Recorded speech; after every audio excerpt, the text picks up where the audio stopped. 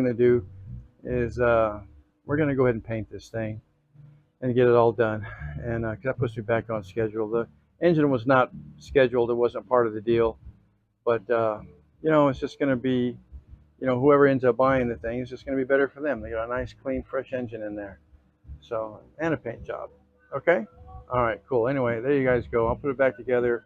Once we get it all back together in the bottles and the overflow bottle over here, and over here we'll put the windshield wiper bottle, and we'll put our fuses and stuff back up, our wiring and stuff, and I'll come in and do another little short little clip of video for you. Okay.